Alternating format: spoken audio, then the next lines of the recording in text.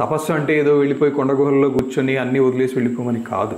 రమణ మహర్షి చెప్పిన టెక్నిక్ ఏంటంటే who am I, ఇదే ప్రశ్న చేసుకొని దీన్ని తెలుసుకోవాలి. ఈ నేను అనేది ఎక్కడి నుంచి వస్తుంది? దీన్నే అహం ప్రవృత్తి అంటాం. ఈ అహం ప్రవృత్తి ఇంద్రియాల్లోనూ మనస్సులోనూ, అంటే మనస్సు కూడా ఇంద్రియమే, అంతఃకరణలో అంతా వ్యాపించి ఉండి నేను నేను నేను అంటూ ఉంటుంది. ఈ నేను అసలు ఎక్కడి నుంచి ఆరిజినేట్ అయ్యింది, అసలు ఎక్కడి నుంచి పుడుతోంది తెలుసుకోండి. రోజు పావుగంట కూర్చొని ఈ నేను అనేది ఎక్కడి నుంచి వస్తుంది అనేది తెలుసుకోమని భగవాన్ సరళమైనటువంటి సింపుల్ టెక్నిక్ చెప్పారు. అలా 12 సంవత్సరాలు రోజు పావుగంట చేసినా కూడా వస్తుంది. ఇది భగవాన్ చెప్పినటువంటి మాట. ప్రయత్నించి చూడండి. ప్రయత్నం చేయకపోతే, ఇప్పుడు ప్రయత్నం చేసి ఫెయిల్ అయినా తప్పేం లేదు. అసలు ప్రయత్నం చేయకపోతే ఇంకెన్ని జన్మలు గడిచినా ఏమొస్తుందని ఎవరికి తెలుసు? వచ్చే జన్మలో ఏం పుడతామని ఎవరికి తెలుసు?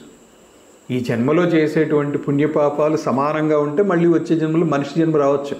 మనిషి జన్మ లభించిన భోగ జన్మలు వచ్చినాయి అనుకోండి, భోగిగా పుడితే ఈ సాధన చేసే అవకాశం తక్కువ. అలా అని మరీ కష్టంలో పుట్టిన, అంటే తిండికి కూడా లేనటువంటి స్థితిలో పుట్టాము, అప్పుడు సాధనలు చేసే పరిస్థితి, సాధన చేసేటువంటి అవకాశం ఉండదు.